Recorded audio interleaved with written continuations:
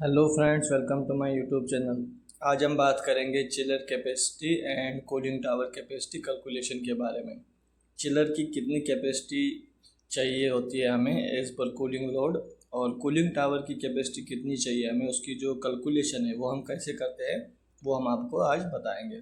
तो आगे बढ़ने से पहले अगर आप चैनल पे नए हैं तो चैनल को सब्सक्राइब कीजिए ताकि आने वाले जितने भी वीडियोज़ है वो आप तक पहुँचते रहे। तो हम स्टार्ट करते हैं। पहला जो है चिलर कैपेसिटी कैलकुलेशन। तो जो गिवन डिटेल्स है वो हमारे पास है। टोटल कूलिंग लोड है 500 TR। उसके बाद जो chiller water supply temperature 7 degree centigrade और रिटर्न टेम्परेचर है 12 डिग्री सेंटीग्रेड। तो अगर डेल्टा टी हम देखेंगे 12 - 7 5 डिग्री सेंटीग्रेड हमारा टेम्परेचर हो जाता है।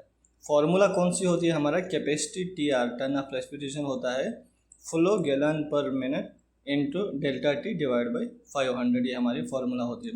तो स्टेप 1 हमारा है calculate required chilled water flow. तो फ्लो जो हम अगर निकालेंगे गैलन GPM में, तो capacity TR into 500 divide by delta T. तो कैपेसिटी 500 है इंटू 500 फार्मूला डिवाइड बाई 9। तो ये 9 कहाँ से आ गया? हमारा जो टेम्परेचर है वो फ़ारेनहाइट में है, तो डिग्री को फ़ारेनहाइट में करेंगे तो 9 डिग्री फ़ारेनहाइट। तो जो फ्लो है GPM में वो हमारा है 27,778 GPM। तो देयरफॉर रिक्वायर्ड चिलर कैपेसिटी, जो रिक्वायर्ड कैपेसिटी वो है 500 TR, और रिक्वायर्ड चिलर वाटर फ्लो कितना है 27,778 GPM। तो नीचे कुछ नोट दिए है। 1 TR 12,000 BTU होता है, 1 degree centigrade 1.8 degree Fahrenheit GPM gallon पर मिनट।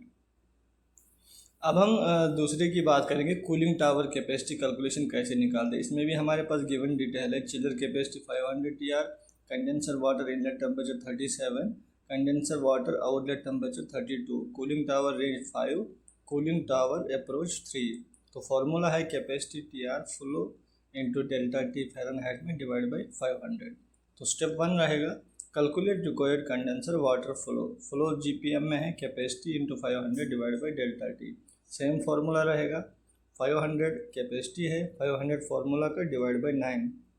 तो हमारा जो फ्लो GPM में है वो है 27,778 GPM। तो स्टेप 2 इसमें क्या रहेगा? कैलकुलेट कूलिंग टावर कैपेसिटी अब हमें करना है। तो कैपेसिटी कैसे हम करेंगे? तो ये है 500 TR इंटू 1.10। ये क्या है? 10% सेफ्टी फैक्टर हम लेके चलते हैं। किसके लिए? कूलिंग टावर के लिए। तो कितनी कैपेसिटी हो गई TR में? 550 TR। तो इसका क्या मतलब है? जो हमारा कूलिंग टावर है उसकी कितनी कैपेसिटी होनी चाहिए? 550 TR। और रिक्वायर्ड कंडेंसर वाटर फ्लो कितना होगा? 27,778 GPM।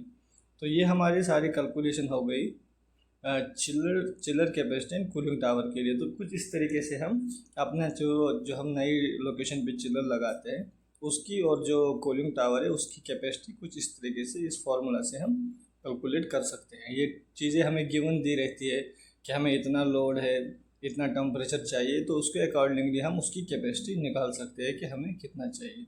Thank you.